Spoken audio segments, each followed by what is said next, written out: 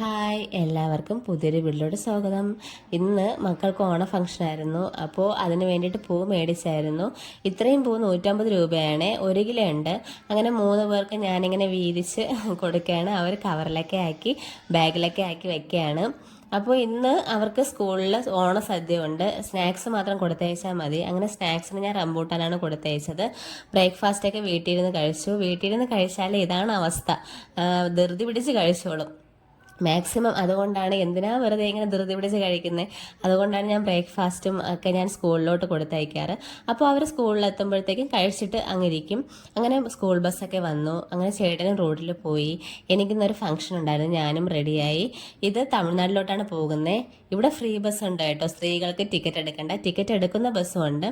ഞങ്ങൾ 2-3 bus ticket എടുക്കാതെയുള്ള free ബസ്സിലാണ് പോയത്. ഇതാണ് കൂട്ടാലുംമൂട് അമ്പലം. പോകുന്ന വഴിക്ക് അവിടെ പ്രസാദം വിളമ്പിക്കൊണ്ടിരുന്നു. അങ്ങനെ പ്രസാദവും വാങ്ങിച്ച് കഴിച്ചിട്ടാണ് ഞങ്ങൾ ആ ഫംഗ്ഷനിലോട്ട് പോയത്.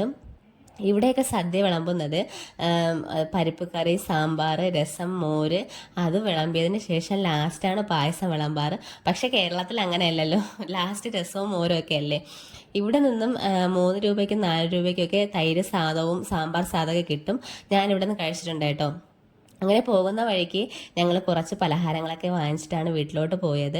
അപ്പോൾ ഈ വീഡിയോ ഇഷ്ടമായാൽ ലൈക്ക് ചെയ്യണം, ഷെയർ ചെയ്യണം. സബ്സ്ക്രൈബ് ചെയ്യാതെയാണ് കാണുന്നതെങ്കിൽ സബ്സ്ക്രൈബ് ചെയ്യാനും മറക്കല്ലേ. ഓക്കെ.